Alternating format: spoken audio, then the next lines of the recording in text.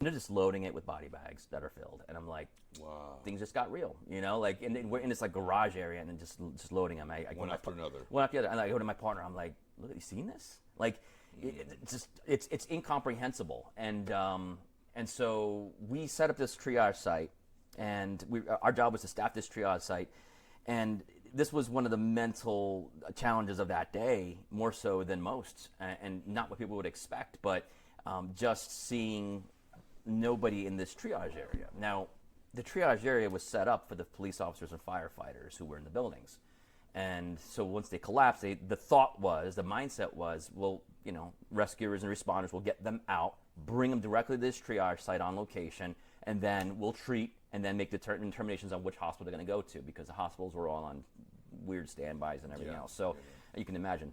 But there was nobody there. And we waited for a little while. And there was not one firefighter, not one police officer that was in the buildings. And we're like, where are they? Like, where are they? It took me years to realize that we were breathing them in, is what happened. These people were pulverized. They were just not there. Most of them were not even found. A lot of people that were in the buildings were never found.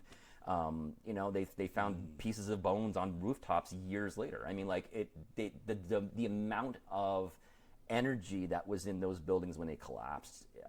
When you're taking out subway stations that are underneath, when you're blowing out power banks and everything else, it was just incredible.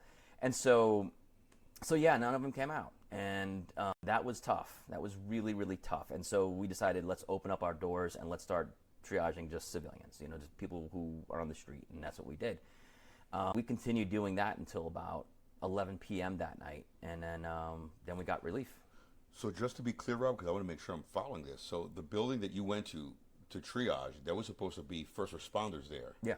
Yeah, absolutely. And it was empty because those first responders went out to save people, but they never made it back. Correct. I just want to be clear. Wow. Yeah, and that was beyond tough. That was beyond tough because we knew some of them were going to be deceased. But we you knew that. You didn't realize that, like, platoons or whatever the equivalent Yeah, is were 343 firefighters, multiple paramedics, didn't make it back. Never made it out. Scores of police officers, just never made it back.